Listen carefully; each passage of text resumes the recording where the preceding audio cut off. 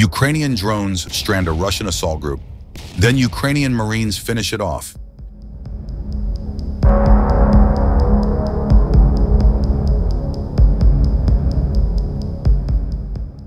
Ukrainian brigades and battalions in the Kurakhove pocket in southern Donetsk Oblast are in a precarious position, but they're not giving up without a fight.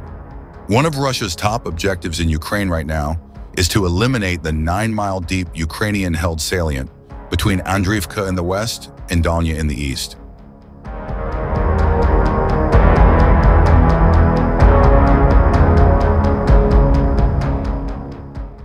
Anchored in the north by Kurakhove and in the south by a string of villages including Kostyantynopolske, the salient is the main impediment to an uncomplicated Russian assault on Pokrovsk, a Ukrainian fortress city 25 miles to the north.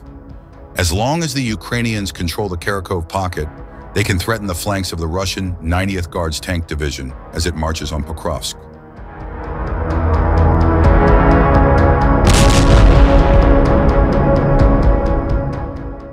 In a fierce battle on, or just before Tuesday, a Russian assault group made a move on Kostyantynopolske. The Ukrainian 37th Marine Brigade met the attackers.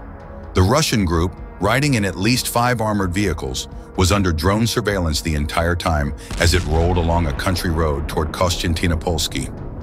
The vehicles managed to drop off their infantry before the Ukrainian bombardment began.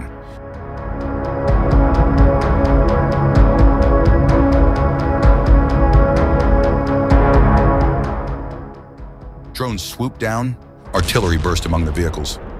The vehicles were destroyed, the Estonian analyst War Translated reported. The destruction of the vehicles effectively stranded the disembarked Russian infantry in Kostyantynopolske. The 37th Marine Brigade sent its 505th Battalion to mop up. At least one ex-British Mastiff armored truck cornered the Russians in a clutch of homes in Kostyantynopolske.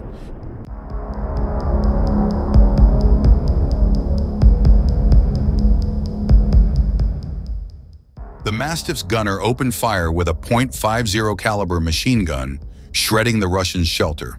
The Kostyantynopolske skirmish is just the latest in a series of effective but small-scale combined arms actions by Ukrainian troops defending against Russian assaults in Donetsk as well as in Kursk Oblast in western Russia. But local victories may not amount to a wider win for the Ukrainians, especially in Donetsk.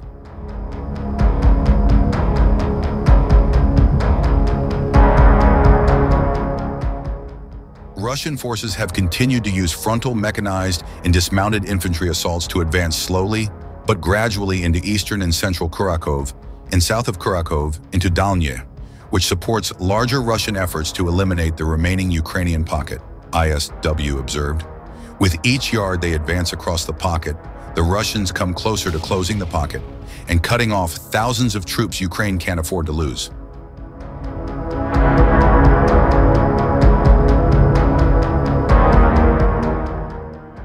On the other hand, the latest Russian assault vehicle may be a pink Zhiguli, a Soviet vintage compact car. Speeding toward Ukrainian positions in eastern Ukraine's Luhansk Oblast recently, what appeared to be 2 of the 1-ton sedans, each propelled by a 1.5-liter engine, were easy targets for Ukrainian drones. "We are working clearly, methodically, and ruthlessly," the local Ukrainian command boasted after knocking out at least one of the Zhigulis and killing its occupants.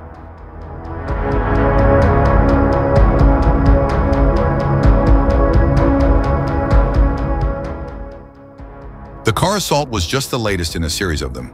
Last week, a platoon or company-sized Russian force assembled outside Pokrovsk in Donetsk Oblast, just south of Luhansk, climbed into at least 7 cars and trucks and rolled toward the Ukrainian line. One of the vehicles flew an old Soviet flag. The outcome should shock no one. The attack was successfully repelled, reported Officer Plus, a popular Ukrainian military blogger. The car with the rag, the Soviet flag, was given special attention.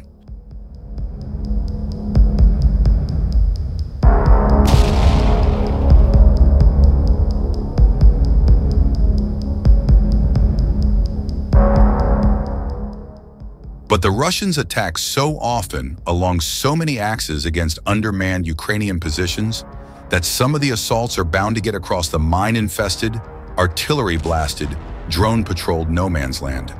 By employing small, continuous assaults, Russian troops eventually expose and exploit weak points in Ukrainian defenses, explained Tatragami, the founder of Ukrainian analysis group Frontelligence Insight.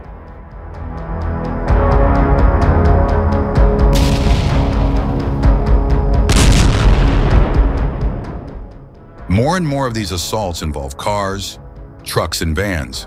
Having lost around 15,000 armored vehicles in the first 34 months of their wider war in Ukraine, far more purpose-made combat vehicles than sanctions squeeze Russian industry can replace, Russian regiments and brigades are increasingly riding into battle in civilian vehicles.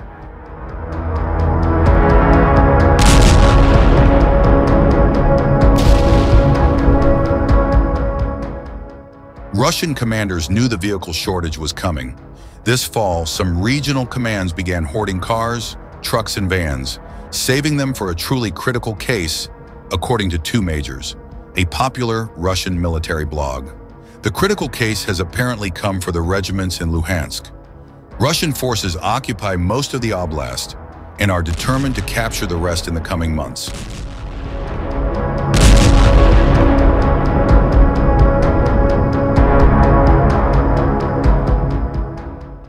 The enemy's military command in the theater of operations until March 2025 will try to reach the administrative borders of Donetsk and Luhansk Oblasts, the Ukrainian Center for Defense Strategies noted. For lack of armored alternatives, some Russian troops are trying to reach those borders in Zhigulis,